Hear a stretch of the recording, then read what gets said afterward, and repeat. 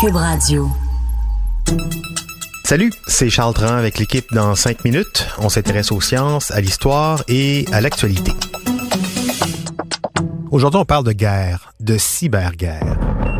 Ce sont les Chinois, les premiers qui officiellement ont marqué l'histoire au tournant du millénaire en constituant un corps armé de plus de 10 000 hommes affectés au cyberespace. Ça n'a pas pris de temps, les Russes, les Américains et tous les autres s'y sont mis. C'est devenu vital pour un pays d'avoir une présence militaire aussi dans le cyberespace. Aujourd'hui, 3e volet de 3 sur les nouvelles relations entre l'Est et l'Ouest. Les tensions entre l'OTAN et la Russie se manifestent-elles également sur Internet? Ça ressemble à quoi? Voici quelques réponses avec Baptiste Zapirin. C'était un peu tabou avant 2013 et les révélations du lanceur d'alerte Edward Snowden. Anybody in the positions of access with the technical capabilities that I had could suck out secrets and pass them on the open market to Russia. You know, they always have an open door, as we do. Oui, les pays surveillent, piratent et volent des données informatiques. Et avec ça, ils surveillent leurs citoyens, mais ils se font aussi la guerre, la cyberguerre, où les fusils d'assaut sont remplacés par des logiciels espions et les militaires par des hackers. Et cette cyberguerre, elle prend de la place dans les relations Est-Ouest. Certains parlent d'une cyberguerre froide.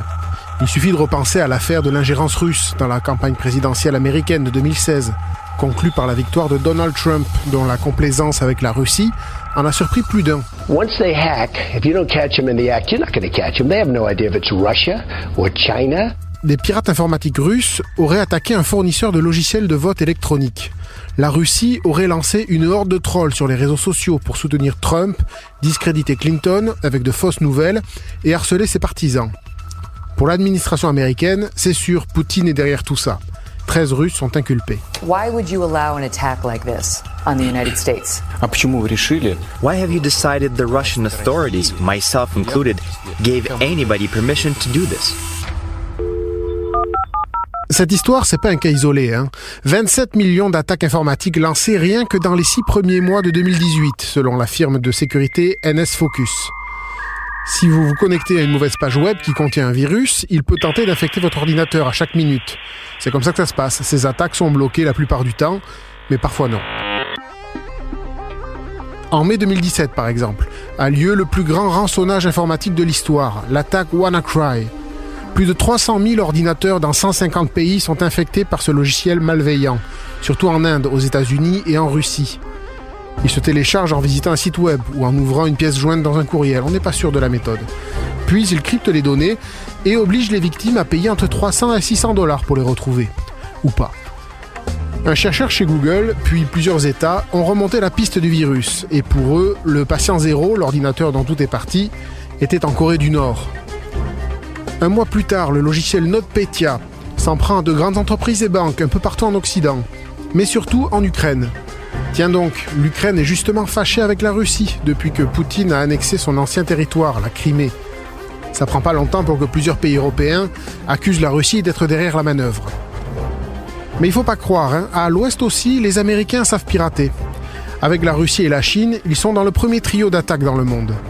Il faut dire que les États-Unis y mettent les moyens. 19 milliards de $ en 2017 dans la cyberdéfense, 35% de plus qu'en 2016. D'ailleurs, l'outil qui a permis de déclencher les attaques WannaCry ou NotPetya, dont on parlait tout à l'heure, a été développé par la NSA, qui se les fait ensuite dérober, ces malins. Cet outil, Eternal Blue, est ce qu'on appelle un exploit, un élément de logiciel qui exploite une faille de sécurité dans Windows. Il a été révélé au grand public par un groupe de hackers en avril 2017. Windows publie alors un correctif. Mais tout le monde ne met pas ses ordinateurs à jour. Et donc WannaCry et NotPetya ont fait plein de victimes les 2 mois suivants, grâce à cet outil de la NSA.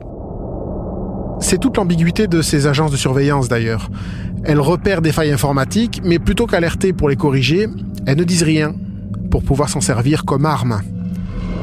Alors, est-ce qu'on peut parler de cyberguerre froide ?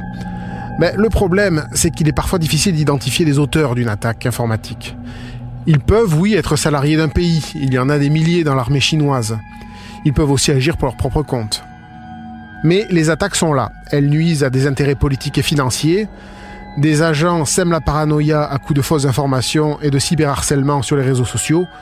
Agents masqués, employeurs difficiles à trouver, pas d'affrontement direct.